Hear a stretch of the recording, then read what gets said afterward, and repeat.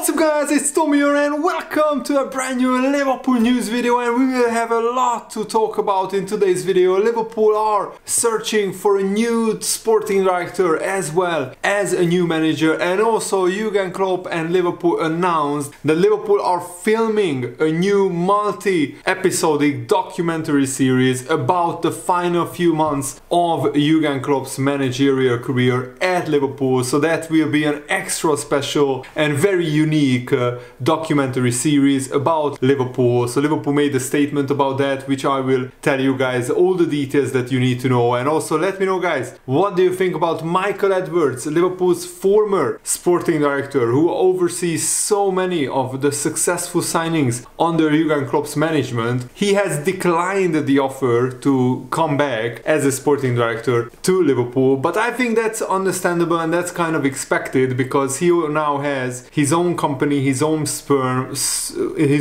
firm of data analysis and scouting, and he wants to do his own thing. And I'm admiring Liverpool's ambition that we still tried to get Michael Edwards back into the fold, but I think many great sporting directors are out there, and Liverpool have already been linked with one, which we will give you guys a detailed analysis, a detailed look at what that guy could bring to Liverpool. So first, let's talk about this documentary that Liverpool are already filming since December. So if you are afraid and if you fear that Liverpool's results will suffer because of this documentary filming behind the scenes in the background, if you think that Liverpool's players' focus will be drifting and it will be taken away with this documentary, you should be probably relieved that now we know Liverpool have been filming this behind the scenes documentary since December, and Liverpool's results haven't really suffered. We are at the end of January. We play the Chelsea game today at Anfield, so let me know your score prediction in the Liverpool Chelsea game in the comments below. And if you enjoy these videos, make sure to leave a like and subscribe if you are new around here. Also, thank you so much for all your comments and well wishes about my brother. He's slowly waking up from his coma. Yesterday we got the great news that he could be turned off from the ventilation machine in 1 or 2 days. That helped him breathe, because now he could breathe on his own. Hopefully in this week. I was visiting him in the hospital yesterday and he was much more responsive than before. He opened his eyes, he recognized me, he nodded with his head when I asked him something, and or shaked his head when he wanted to say no. He also lifted his arm, he lifted his head a little bit. He still can't speak, there are tubes going into his mouth, but he's getting better, and I'm so grateful to the doctors for that. So I just wanted to give you guys a brief update. So Liverpool's statement says that it will be broadcast, this multi-episodic documentary about Liverpool Football Club, after the end of the 23-24 season, which will be the most special season I think in Jurgen Klopp's tenure, because it's his last season and also we are fighting on 4 fronts, and let's hope we can win at least 1 or 2 trophies this season. The exclusive production will delve into Liverpool's rich history, its profound connection with its supporters, and provide first-hand insights into what makes the club a success on and off the pitch. It will give fans a unique insight into the club, and it will bring Liverpool FC's story to a wider audience than ever before. Cameras will follow Jurgen Klopp and his team throughout his final season at the club. The documentary will subtly capture the team in areas agreed by the manager and players without encroaching on private spaces, and I think that that should be a given. The documentary will be filmed, directed and produced by Lorton Entertainment, which is the company responsible for the likes of the Diego Armando Maradona movie, the Steven Gerrard film The Maker's Dream on Amazon Prime, plus Colin Rooney, The Real Wagata Story on Disney Plus. So we already have a pretty famous company doing this. And Jurgen Klopp said, with this being my final season, I thought we should provide a rare opportunity for viewers to have a more inside look at what makes this club so special. Its people, and he's talking about everybody that works at Liverpool FC, not just the players, but the staff and all the backroom staff and all the people who are working in and around Liverpool Football Club, and most importantly the fans, because the club is all about the fans. And Jurgen Klopp also finally opened up about last summer's transfer window. He said, we were interested in Jude Bellingham, we realized it wouldn't happen, and we thought we could maybe do Caicedo. So we went in with a huge bid, but we had an emotional agreement already. Sorry, Caicedo already had an emotional agreement with Chelsea and Pochettino. Then Lavia had his own reasons. So we were there without any of our top tier like transfer targets. They didn't come to Liverpool.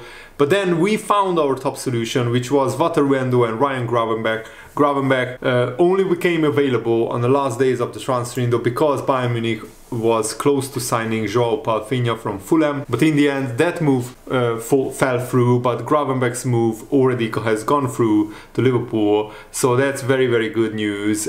And my thoughts on the documentary, I think if it is done the right way, it could be a fantastic insight into the last season of Jurgen Klopp, which could be and should be a legendary season. And I think all the players and all the fans will do absolutely everything to make this an extra special season to remember. And that should be winning at least one major trophy. I'm talking Europa League or the Premier League. But an FA Cup or a League Cup trophy would also be an absolute bonus. And I really hope that Liverpool will at least win multiple trophies. We are already in the League Cup final. We are in a very good position in the FA Cup. We face Watford or Southampton in the 5th round of the FA Cup at Anfield. So we should go through there into the quarterfinals or the last 16, something like that. And also, we are top of the Premier League. We are in the last 16 of the Europa League. So we have a great chance to win those competitions. Thiago is back, training for the first time in like 10 months.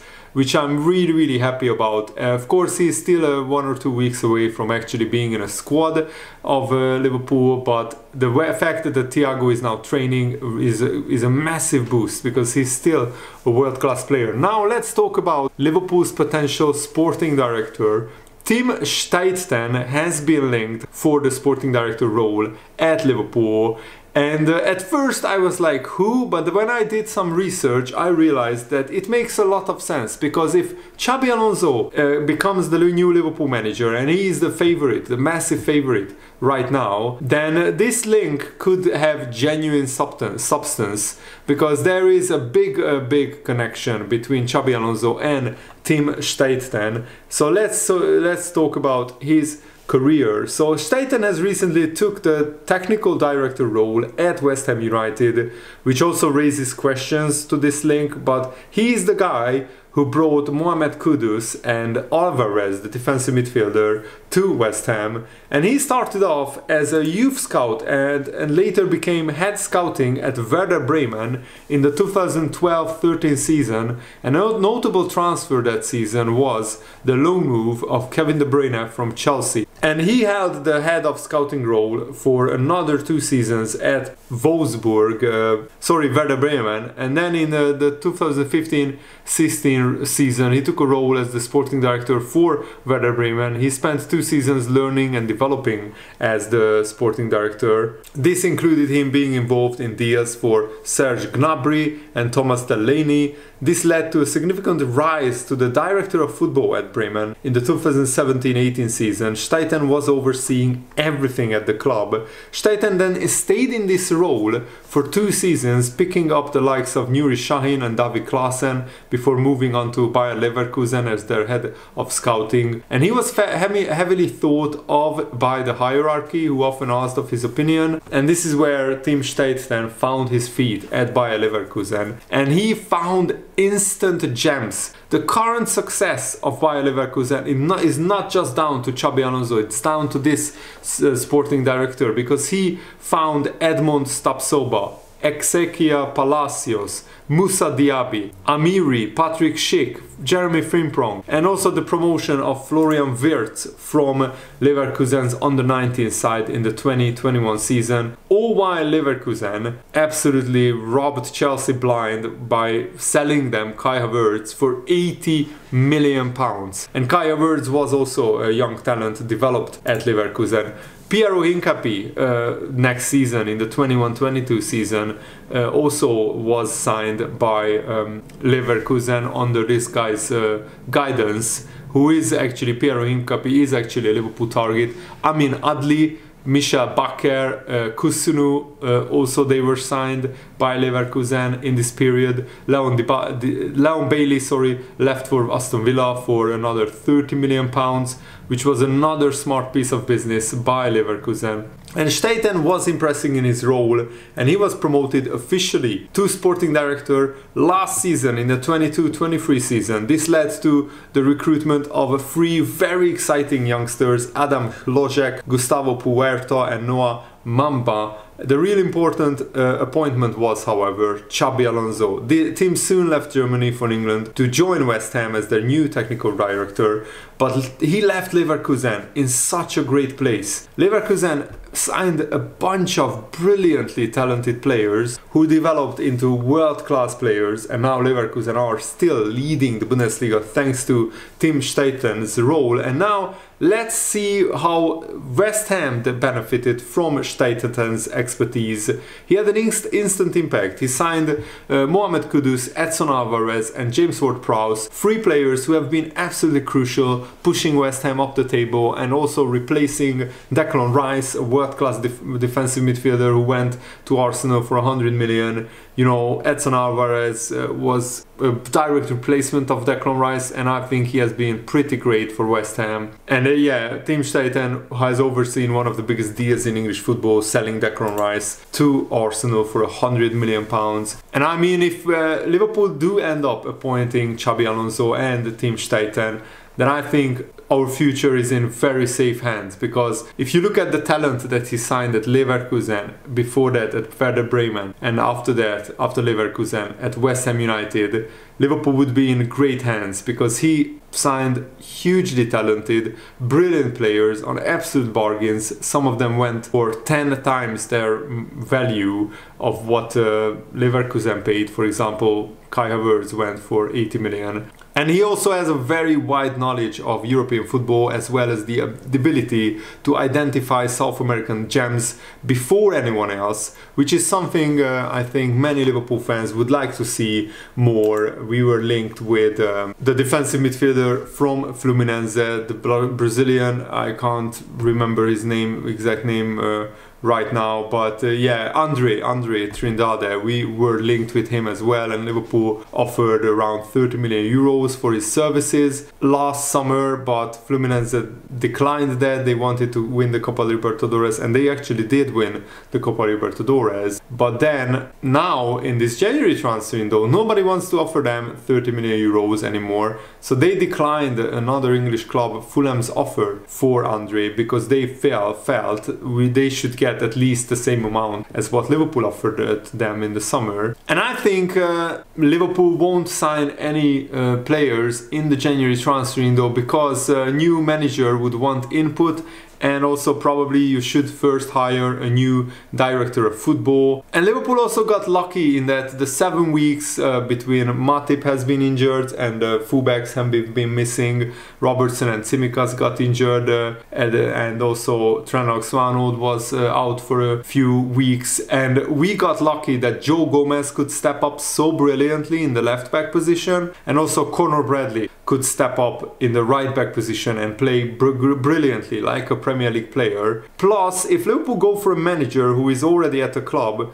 we have to agree a compensation package to the club or buy them out of their contracts. So not just the manager, but the support staff, assistants, and money is needed for that. And we lost revenue from you know, the delay on the new Anfield Road stand. It has now been almost fully opened. It's still not fully open yet, but Liverpool's increasing revenue next season hopefully will be able to help Liverpool sign some new players in the summer transfer window. And you need to give the new manager at least some transfer funds to work with, because he would want to get one or two of his own players in to start shaping the Liverpool squad. And also one more thing on the documentary that Liverpool are filming or is being filmed at Liverpool. Julian Bird, who is the CEO of Lorton Entertainment, the company responsible for doing this documentary, he said this project will offer fans an intimate glimpse into one of the football world's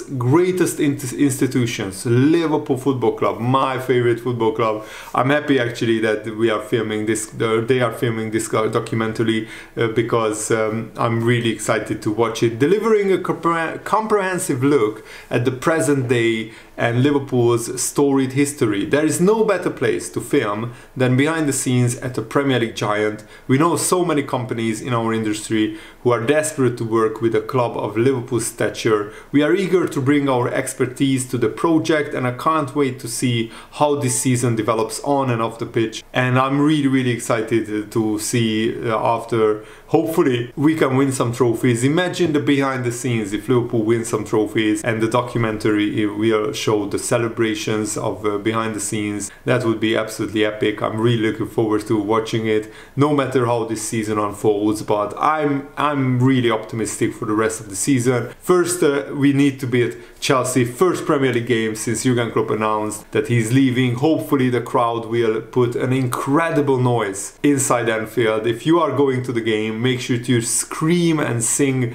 your heart out, and let's make this season a season to remember and a special send-off for Jurgen Klopp by winning trophies and titles for him and for Liverpool Football Club. Thanks for watching, guys. Hope you enjoyed this. Have a nice day. See you later. Goodbye.